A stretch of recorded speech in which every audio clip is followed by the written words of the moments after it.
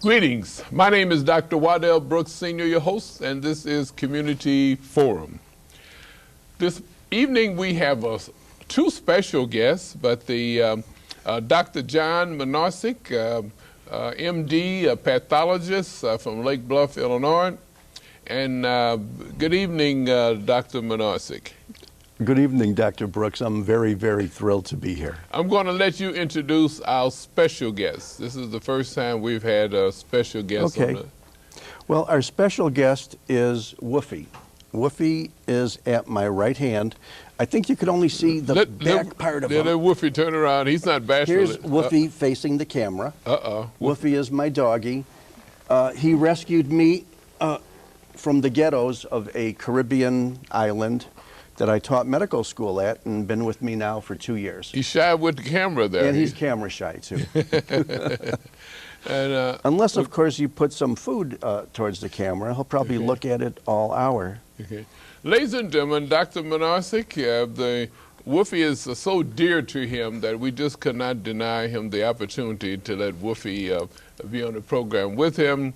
But Dr. Manarsik is a creator of the world's first free real-time global complete medical school pathology course, 2010-2011. He's the director of pathology course, Sholes College of Medicine at Rosalind Franklin University, and he has many. I guess I could do a whole show on the directorships that he's been involved in. But I'm going to start off by letting Dr. Manarsik tell us a little bit about his personal and professional background. Okay. Well, I hope nobody will fall asleep, but I was born 65 years ago. I'm a Chicago boy. I grew up on the south side, 18th and Racine, baby boomer, Catholic, went to school, high school, college, medical school, all in Chicago. And after medical school, I specialized in pathology because that's what I enjoyed the most during medical school. People that go into pathology are not people that love to work with dead bodies or necessarily introverts either. They're people who don't really get much joy or glory out of having their live patients think that they're God. They're just happy to do their scientific work quietly. And probably the best thing I've ever done in my life at that time was marry Barbara. We were married for 33 years, and she passed away 8 years ago. But during that time, I had a very, very nice career in the private practice of medicine, pathology, and nuclear medicine. For a short time in Maryland and most of those years in Florida. And then when my wife got ill 10 years ago, I gave up private practice and I started teaching. And I've been doing it ever since. I directed the pathology course right here at our Shoal Medical College.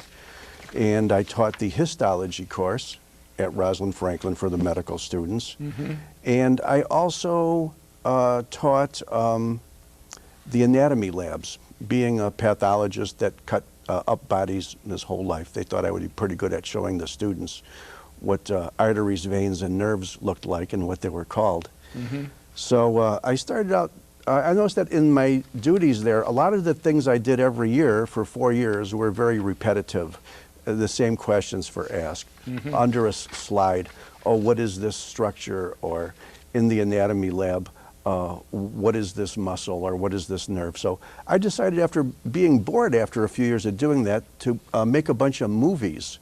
So I connected my microscope to my computer and I started making movies of the things that they should see, and I would point them out and talk about them. And I called that series Shotgun Histology because histology is the study of microscopic parts of the bodies, both normal and diseases as well, which is what pathologists do. And one of the students came into my office one day and she goes, you know, Dr. Manarsik, I would like to know why you called this shotgun histology. And I said, well, if you've ever shot a shotgun, you know that all those little dots go everywhere. There's no part of the target that doesn't have a dot on it. And I would like to think of microscopic structures as that way as well. So when you're looking at a brain or a kidney or a spleen or a pancreas, no matter where that little dot might land, you're going to know the name of it.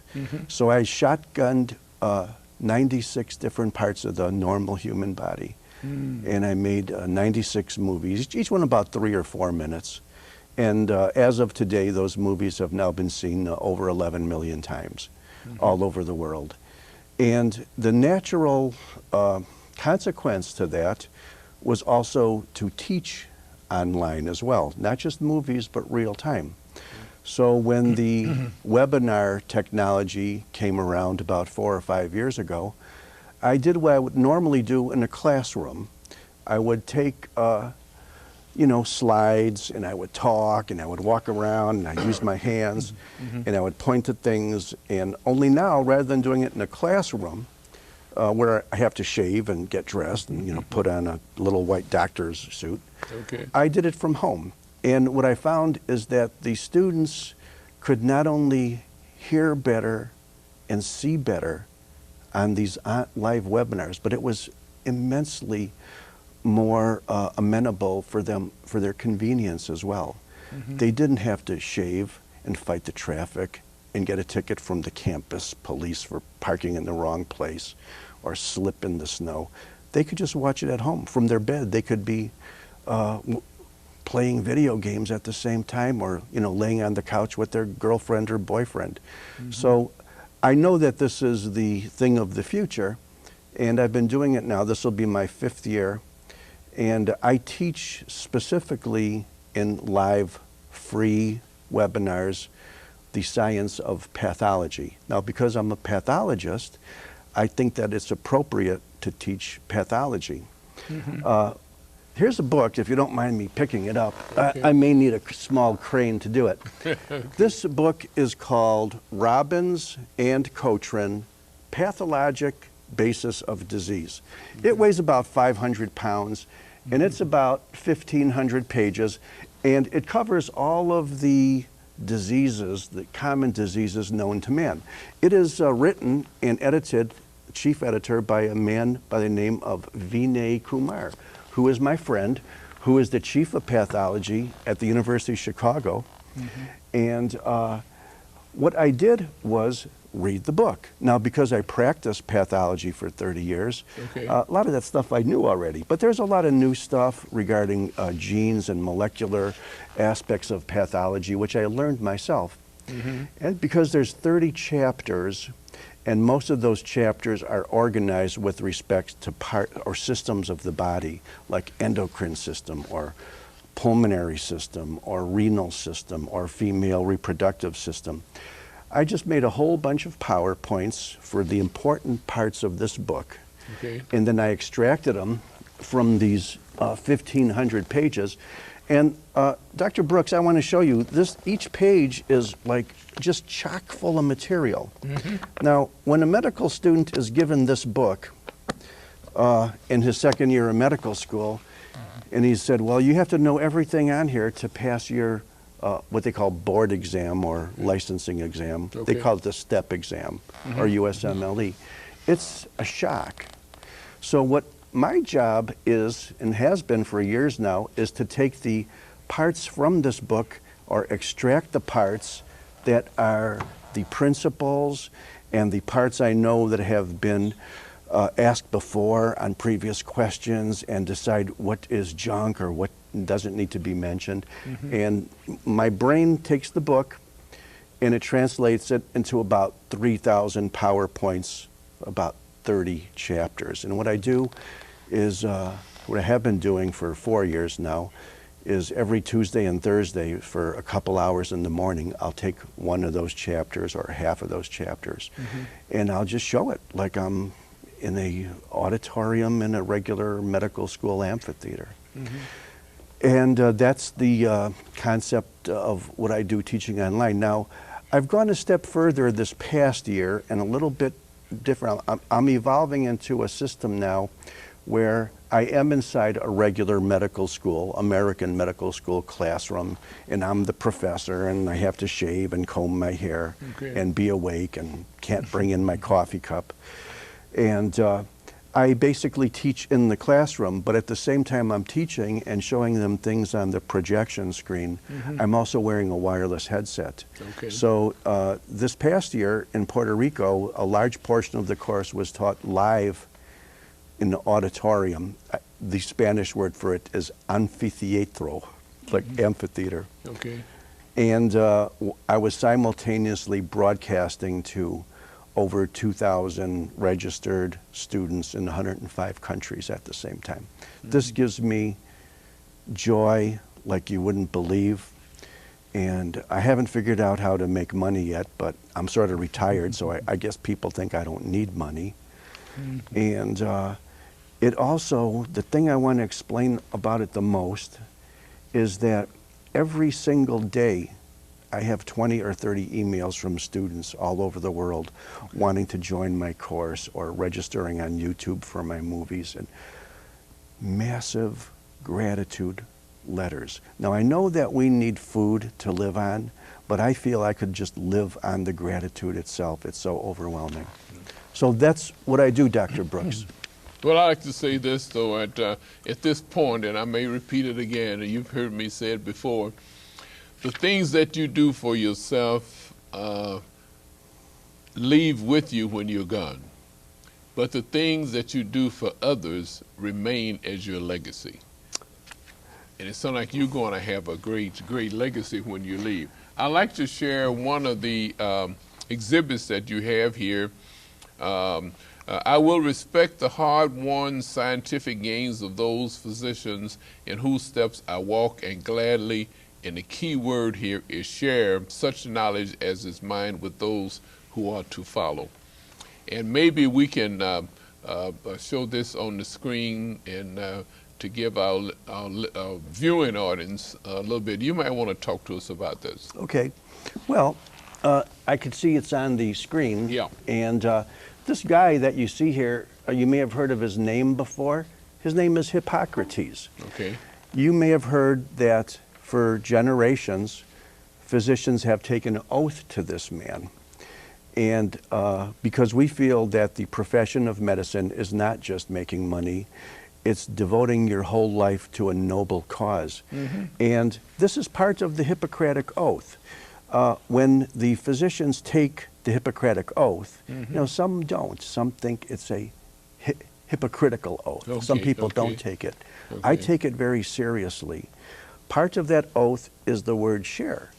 And part of what the medical students do when they put on their nice, stylish white coats and they raise their hand, they swear that they will gladly share their knowledge. Now, they didn't say sell their knowledge. They didn't say use Visa or PayPal. It's sharing. And I know a lot of people need, you know, to make their rent payments, even doctors do, or their mortgage payments or their car payments.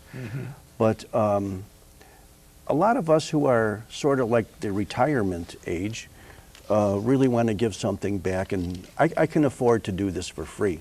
Now, I have approached several institutions like medical schools and corporations and foundations, and I go, hey, I teach medical school free all over the world.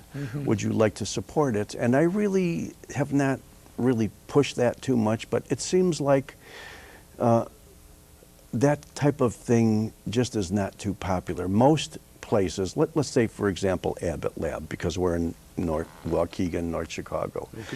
They have enough money to support 1,000 people like me. So when they get some guy saying, hey, do you want to support a free medical school? They think, well, what's in it for us? They think money, money, money. And Hippocrates did not say, think money, money, money. He said, think about sharing your knowledge. And I've never seen a Brinks truck behind a hearse yet.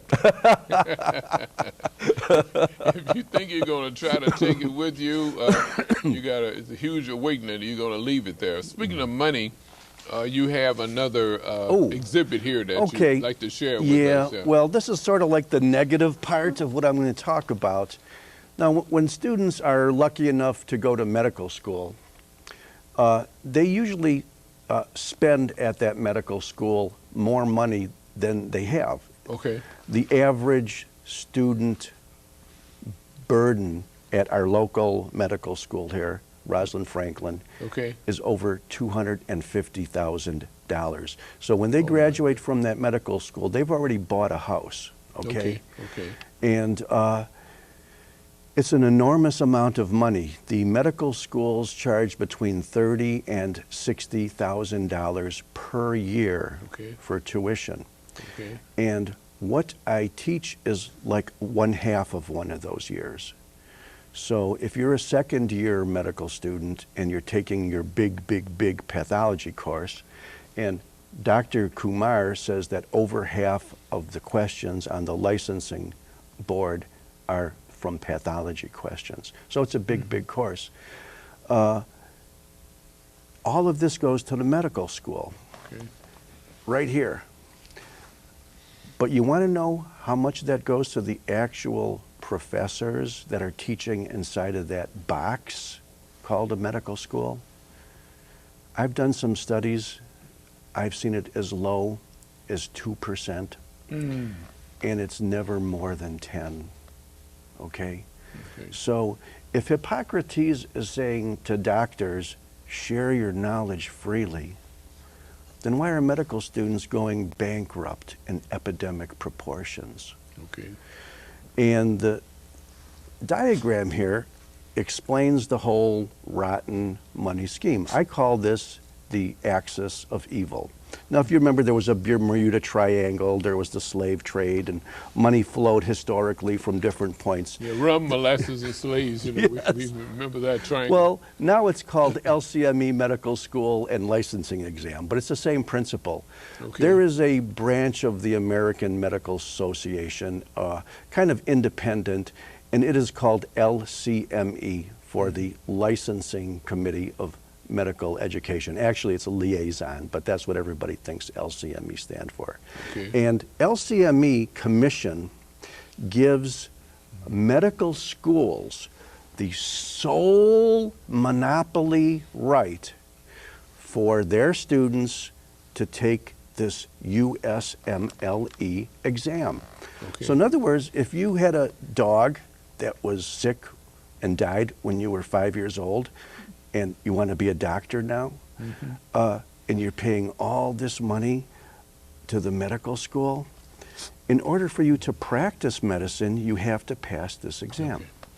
So the medical school is kind of monopoly. And all of these dollar signs mean that the person who pays all of this are the students. So I think it's a shame, you know.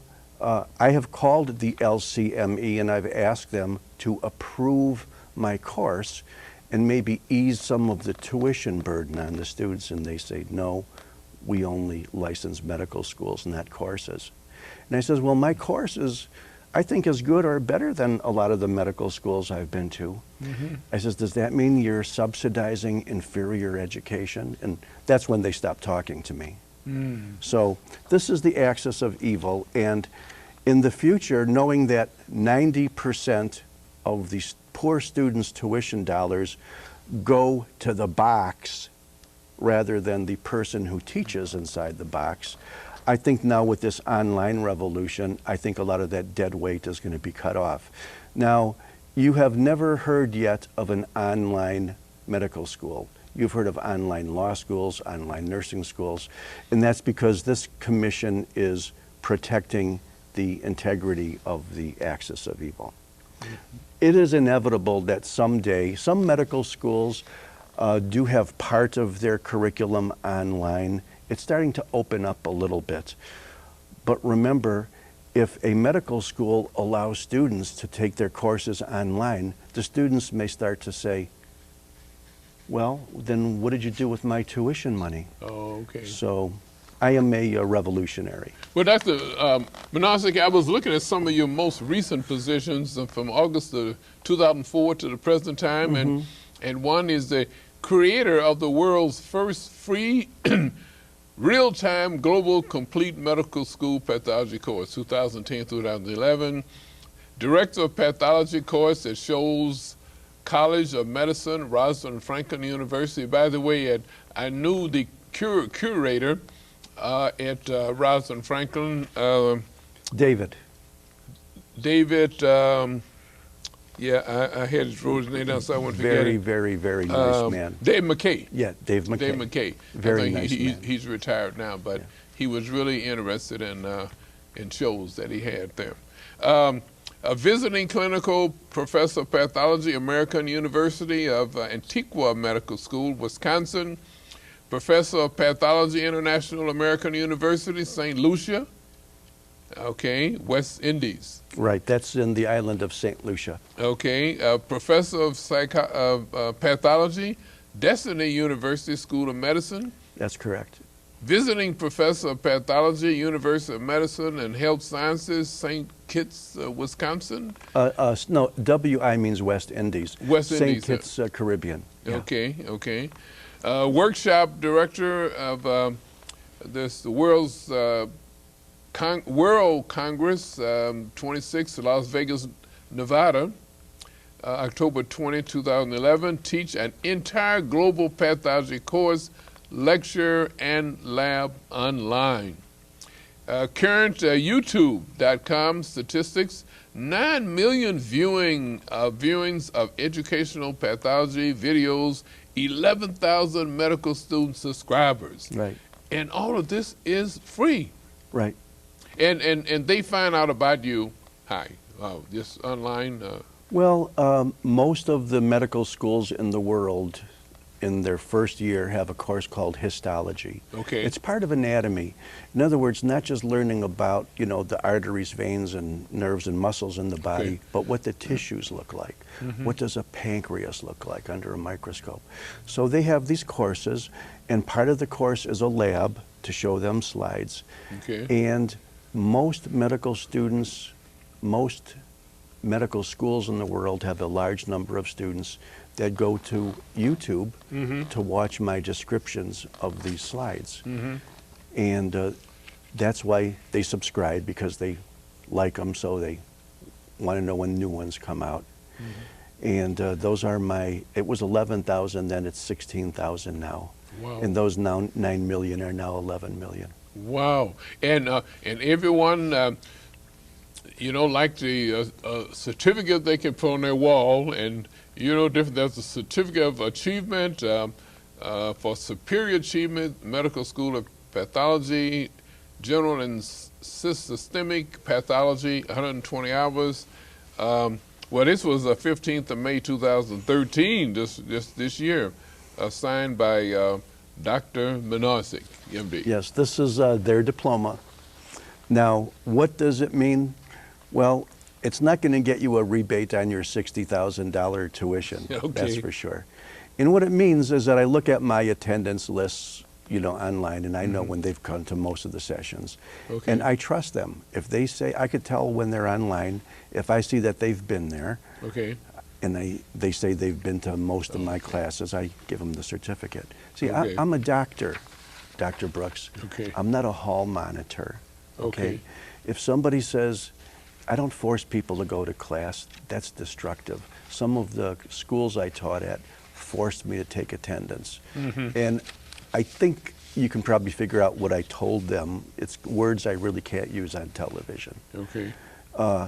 And I believe that, to me, this is a great honor for them to say, well, I went through all 120 hours listening to that crazy guy Menarsic, and I really feel like I know pathology now. These may be students that are also taking pathology mm-hmm. in some medical school in the world. The country which has the greatest numbers of these thousands of registrants is a country called the United States. Mm-hmm. India is second. Pakistan is third. There's an awful lot from Egypt. There's an awful lot from China. And there's probably half as many Europeans. Northern Africa is represented very well. the southern part of Africa has a relatively low attendance. But any student that can understand English, I hope, can attend and hopefully and even enjoy my course.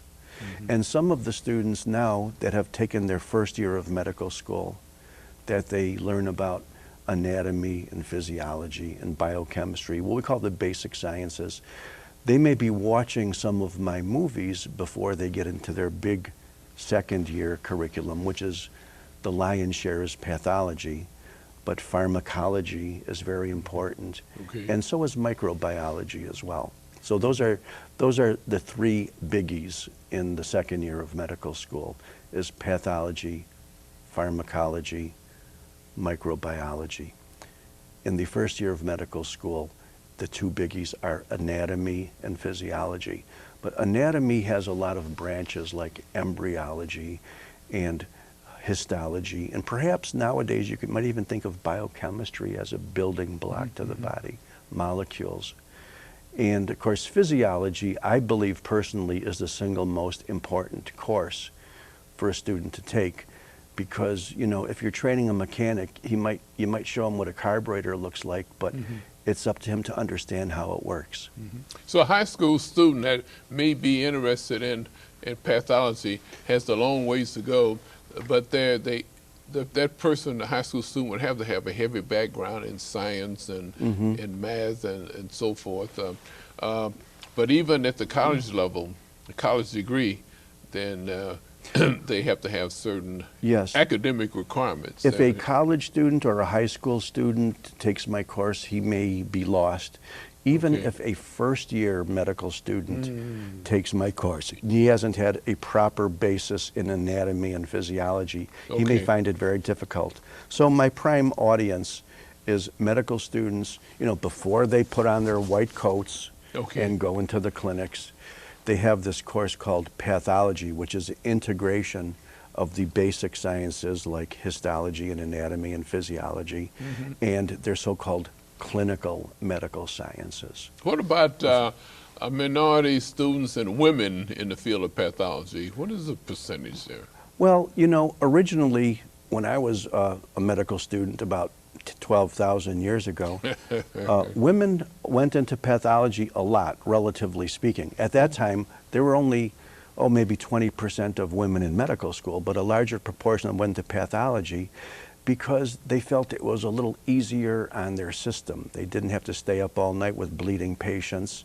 They didn't usually get calls where they have to run out in the middle of the night. They could have their babies, they could have a life, they could have a family. And now, in 2013, at least 50% of all medical students are women. 50%? Yeah, in some schools, Rosalind Franklin is a good example. It's slightly more than 50%. And I don't think that there's probably a few more women in pathology than, you know, the more physically demanding sciences, you know, surgery, you know, internal medicine. What about African American students? Oh, I would not make any differentiation there. I would say African American students have the same desires and preferences and personalities as the non-African Americans, and they want to go into everything. You know, a lot of people, males more than females, they want to be that surgeon. If you don't mind, I'll tell you a little story, and it reinforces what I said. One of the things that we do as a pathologist is we take samples of tissues from people that are on the operating room table, and we look at it quickly under the microscope. It's called a frozen section because you have to freeze it in order to cut it real thin under the microscope. And I would do these frozen sections all day, and basically would then tell the surgeon whether it was malignant and he had to cut something out, or whether it was benign and he could tell the patient, you're going to live. It's a spectacular decision. And if it's a tough case, there could be a lot of pressure on it. Well, one time I went to tell the surgeon that a lung nodule was benign. It was just scar. It wasn't cancer. So he said, John, you know, I have to go. Could you just go into the waiting room and tell the family yourself? And I said, sure, I'd be happy to. Usually we let the surgeons get all the glory. So I walked into the waiting room while the patient, and I told the family, oh, it's not malignant, it's benign, you know, which for a pathologist is, you know, an easy decision usually. And they were crying. There was some relatives there, been up all night, aunt from Cincinnati, another one from Seattle. And they just, for about 2 seconds, Dr. Brooks, I felt like God. And somebody who needs to feel that way should not go into pathology. Because we let the surgeons have all the glory. We just very happy to be sitting there and playing with tissues and looking at the microscope.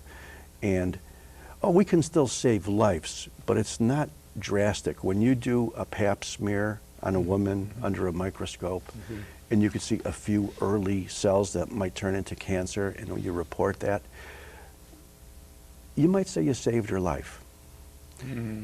But you'll never get the glory for it. And if you want the glory, don't go into pathology. And sometimes you can also kill a patient. If you report something out as benign, and then a couple years later, the patient comes back with metastases or spread of a tumor, and you go back and look at your original slides that you call benign, and you go, uh-oh, there's something there I didn't see. Well, you know, I'm not going to say that it hasn't happened to me, but I will tell you it's happened to everybody. And if somebody says that, if a pathologist tells you that has not happened to them, either they never practiced medicine or they're lying. Since you mentioned about tissues, I like to show a slide on the screen, and I like to warn the viewing audience that it's very graphic, and this is pertaining to Daryl Dagwood Hannah, a case that the whole county knows about. It's been in the local newspapers, you know, the picture there, the graphic picture. But the mother, Gloria Carr Hannah, was affected by this, and she couldn't recognize her son because of he was just beaten to a pulp. It reminded her of the Emmett Till beating in, I guess 1955 in Philadelphia, Mississippi, I believe it was, you know. But we like to show this, but the audience have seen it already. But tell us, how did you're a pathologist, but you came to several city council meetings where a lot of this was discussed, and the citizens and the area was so upset about it and still talking about it. It happened, the beating took place, I think it was the 6th of November of 2011. Yeah. And he passed away the 13th, just a week later, 13th of, but tell us about your visits to the city council meeting. What did you think about this? Well, I was completely disgusted and horrified, and really kind of disgusted in the United States that something like this could happen. So a graphic is on the screen now. Okay, well, I could see it. I'm a pathologist. Pathologists are doctors. Now, the pathologists that have dealt with this kind of thing are called forensic pathologists. I'm not a forensic pathologist. I do regular pathology. Okay. But I've done some forensic cases. We're all in the business of saving lives and suffering. Okay. Pathologos means the study of suffering. Okay. And we're all in the business of preventing this from happening again. I don't know how it came about going to my neighborhood city council meeting. It became very clear, I've gone repetitively now, that 6 policemen murdered this man. The coroner was a former policeman, so he didn't call it murder, he called it undetermined. Okay. It was clear that it was a cover-up at the highest levels. Not only the mayor, not only the chief of police, who has since then gone to jail for himself for something else. No, he's been indicted. Indicted, I'm sorry. So, But even at the state's attorney's level. The picture that they just saw on the screen is what I have here. okay. And I also have had privy to see the report of the state's attorney. Okay. And I put a little circle around the two words at the conclusion of this report in which the state's attorney, or previous state's attorney, says the police utilized reasonable force to subdue and arrest Mr. Hanna. Well, I feel I wouldn't be doing you any justice today if I didn't ask this question. If that picture that was just shown is called reasonable force, where his own mother can't even recognize him, and he's beat to death, an unarmed man. Those are the undisputable facts. Then I would like to ask the old or current state's attorney, Mr. Michael Nurheim, what's his definition of unreasonable force? Okay. That's really the only political statement I wanted to make. I can't believe, you know, that this country I live in called America, in which we learned that there's something called justice and legal system. And when we go to the city council meetings every other week now, they've decreased them because there's been too much complaining about this. Okay. We stand up and we put our hand on our heart and we say at the very end, with liberty and justice for all. Well, I'm going to make the suggestion at the next meeting that they omit the part of justice for all. Because I don't know about America, but in North Chicago, there is not justice for all. There's no justice for Darren Hanna and his family.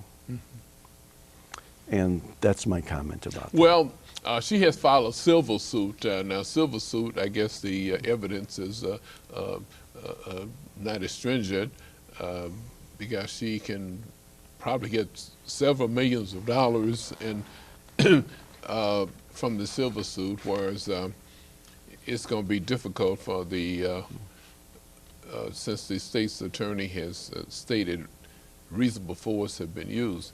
But like you say, you have 6 policemen just beat him to death, unarmed, with his hands underneath him and so forth. I wonder what could an individual do to cause such severe beating? And that's what every week the citizens are, you know, complaining, you know, to the administration, to the mayor and city council. And well, the mayor is almost as bad as the state's attorney because he said, I'm not going to fire these policemen. And the policemen are still walking the street. He didn't even put them on administrative leave until a decision was made.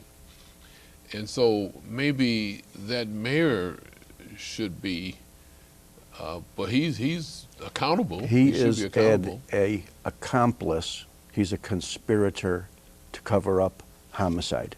That's exactly what he is. It's as clear as a bell. He should go to jail. State's attorney should go to jail. Anybody who covers this up, I've read all of the police reports. They're loaded with lies and contradictions, and nobody seems to care. We have a young man, Ralph Peterson Jr., and did the investigation, and the information he got was from the police department. And they paid an investigator $30,000 to do an investigation, and they didn't use the material. But something is wrong here now. We trying to, I guess we keep praying, and God is a just God, and this will reveal itself in one way or the other. And I'm happy that you. Of course, you don't have any axe to grind and so forth. You're a pathologist. And tell me, though, there's several causes of death. I guess one is what is undetermined, which was used, and the one was homicide. And you have undetermined, I guess, was one. Classically, in forensic pathology 101, they teach you that there's 4 causes of death. that are not natural. So if you want to include natural, that's 5. Oh, natural. One is natural. You die of cancer. You die of a heart attack. In the younger age group, natural causes are not the most predominant cause. The unnatural, like accidents, homicide, suicide. So those are 4 categories. The 5th one, of course, is undetermined. And that's fair, too, because if there's a thorough, honest investigation done and you don't find a cause of death, it's not wrong to say undetermined. We don't know. You know, that's being human. So out of those 5 causes, that's basically Dr. Rudd's job, is to determine honestly with his scientific training. He's the new coroner. He's a pathologist. He's a physician. He's a scientist. His job is to determine which one it is without politics. And this was a police officer that stated undetermined because he doesn't have the skills and the training to... No, I think he knows it was homicide. I think if you took a 3-year-old and you say, you see that man there on television? He died a week after the police beat him up. What do you think the cause of death is? I don't think it takes a rocket scientist or a pathologist or a physician or a board-certified forensics expert to tell you why Darren Hanna died. I think what the coroner did is pay back a lot of political favors and call it undetermined. Thank God our new coroner, who's a physician, Dr. Rudd, called it like the 3-year-old would have called it correctly. It's homicide. Wow. You know, as a pathologist, excuse me, what are some challenging experiences that you've had? As I know you've probably had millions of them, you know, but... Okay, well, I'll tell you one professional challenges I would probably put in several. I'll try to mention probably when you get a slide that's incredibly borderline. Now, most people think, most surgeons think, most families think that there's 2 kinds of tumors. There's benign tumors and malignant tumors, and the benign tumors don't kill you and the malignant tumors do kill you. Well, it's not really quite that way in medicine. There's this gray zone we call maybe pre-malignant or borderline malignant. They use the word dysplasia in pathology to mean the growth is funny, but it's not exactly cancer, but it could develop into cancer. So routinely, the most challenging things were to take these extreme borderline things and try to sort them out. Now, thank God we have consultants that we could send the slides to now and get another opinion. And those were probably, but let's say that you're doing a frozen section and you don't have somebody from Mayo Clinic or, you know, Johns Hopkins to consult with during the frozen. You're really, really on the line. And that's very, very stressful. But the #1 rule is, even if you think it might be malignant, you should never call it malignant unless you're 100% sure. Not 90, not 95, not 99, but 100.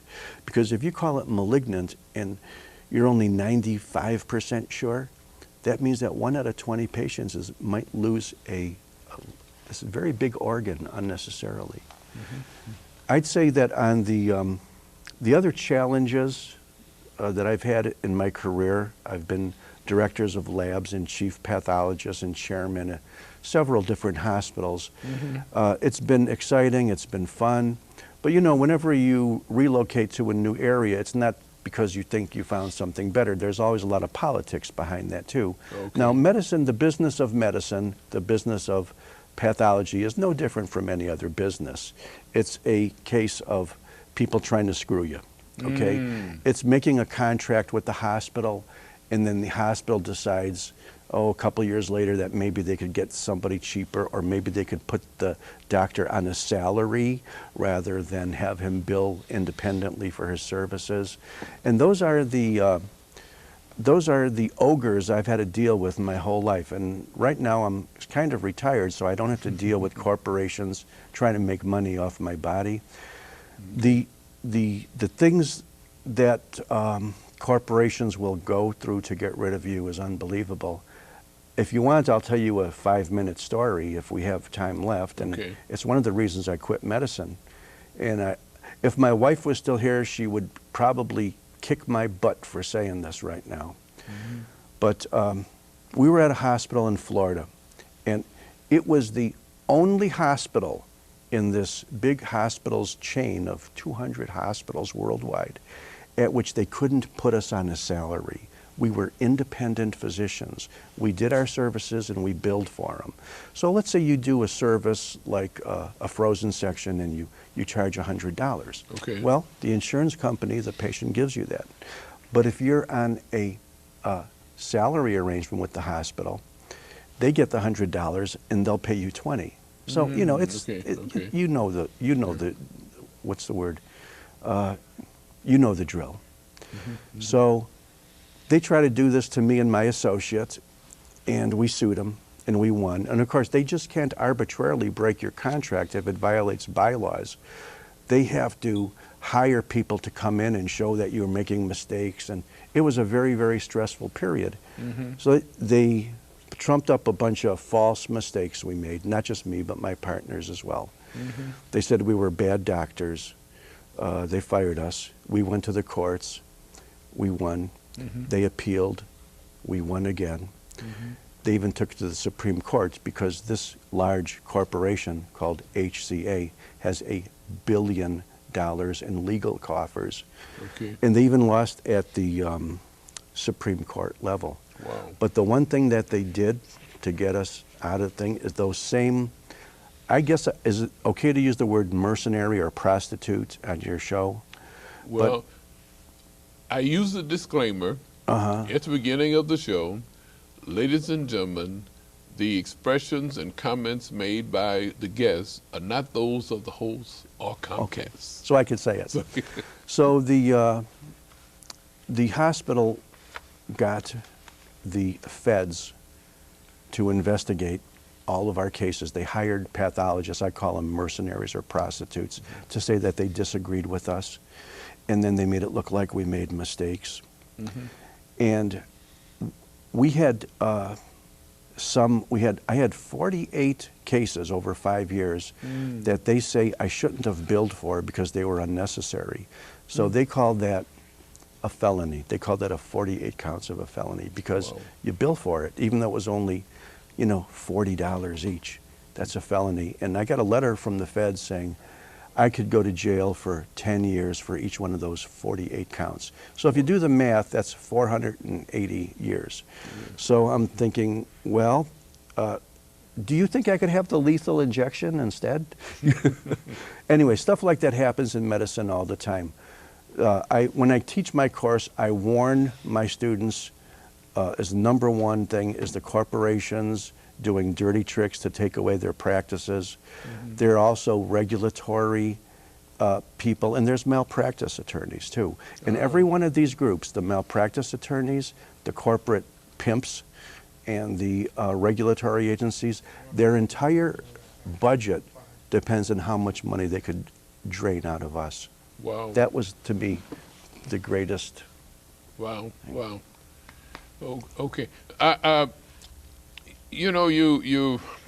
mentioned a ton of boards and training that you've had, but chairman of the pathology and nuclear medicine. Mm-hmm. We didn't mention that. You were. Well, nuclear medicine is the science of medicine that deals with radioactive isotopes. Okay. Sometimes they're used to scan organs, like a lung scan, a bone scan, a liver scan.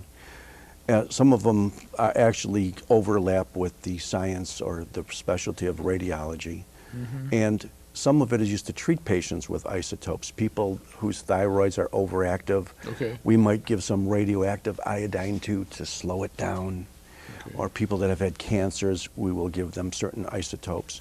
So it's a wonderful, wonderful specialty. And originally, it was regarded as a branch of pathology. The radiologists also claimed it as a branch. And Okay. the internal medicine doctors also claimed it as a branch.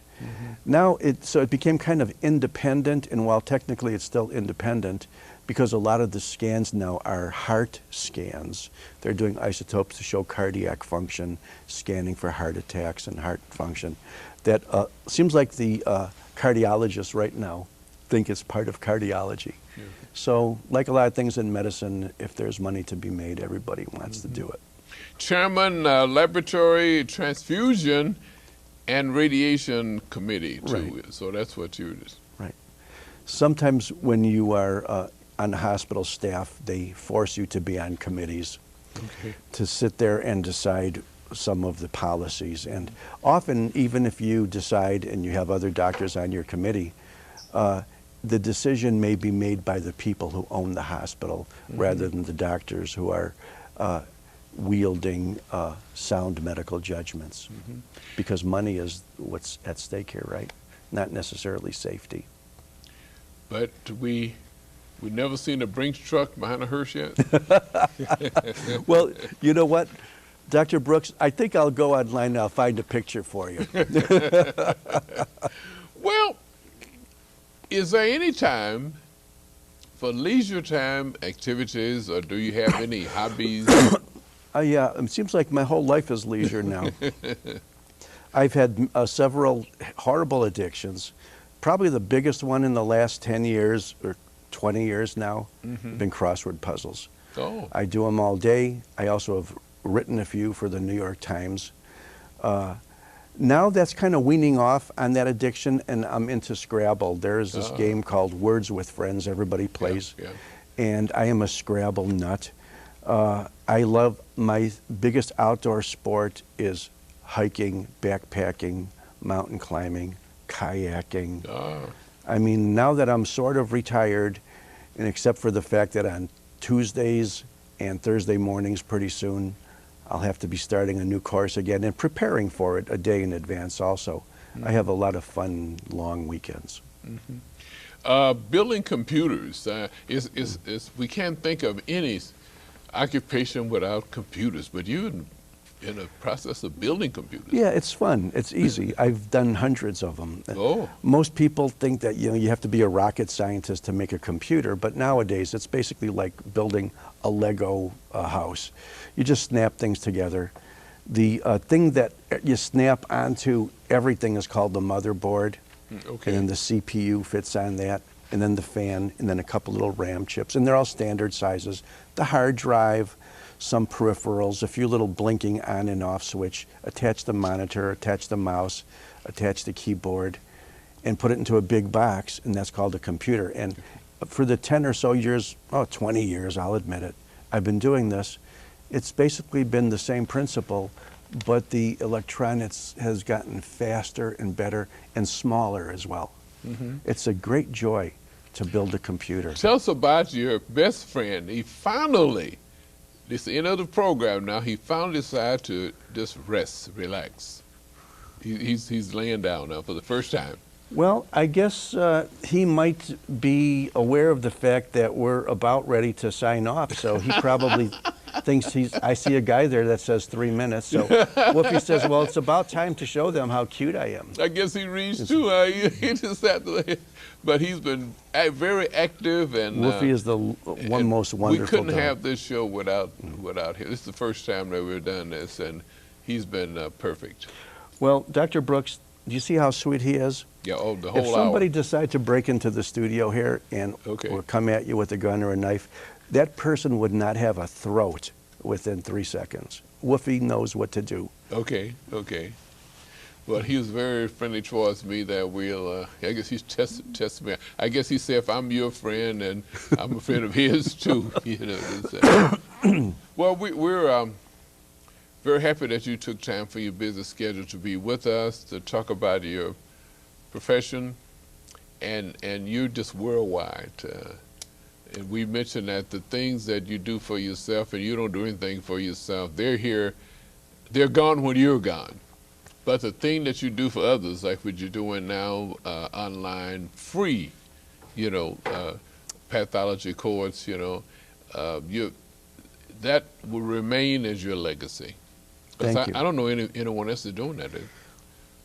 I think a lot of people can. I think when a lot of people retire from medicine, they can either sit in front of the fireplace in the Cracker Barrel and bitch about Medicare all day, or they could, my mother used to say, it's better to light one candle than to curse the darkness. Okay. And let me tell you, I also disagree with you. Okay. You are the man, not me. What you have done for this community is unbelievable. It is such an honor to be on your show. I'd like to be like you when I grow up, but I'm not too sure if I'll ever grow up. Well, thank you very much. I really appreciate it. And this is what, my 19th year since I retired. I retired 23 years ago in radio. I went right into radio 23 years in the 19th year here. Wow. And I just enjoy when I see talent like you, and the audience will know every week, each week. Tomorrow we'll be airing a show on the Center for Independent Living. Great. And we took our cameras out to Mundelein, Illinois to do the program out there. And everyone just had a great time out there. We had a love. And it just made my heart feel good to see them, as active and willing to do the program, and just as happy as they could be. And that's your legacy. Yeah. So I want to thank you again. Ladies and gentlemen, again, we've been talking with Dr. John Manarsik, MD, pathologist from Lake Bluff, Illinois, and he is the creator of the world's first free real-time global complete medical school pathology course, 2010-2011. Director of Pathology course, Shoals College of Medicine, Rosalind Franklin University, and the list goes on and on. He has attended North Chicago City Council meetings since the murder of Daryl Dagwood Hannah, North Chicago, and his reflections as a pathologist has been with us today and with North Chicago. Ladies and gentlemen, this has been Community Forum. My name is Dr. Waddell Brooks Sr., your host.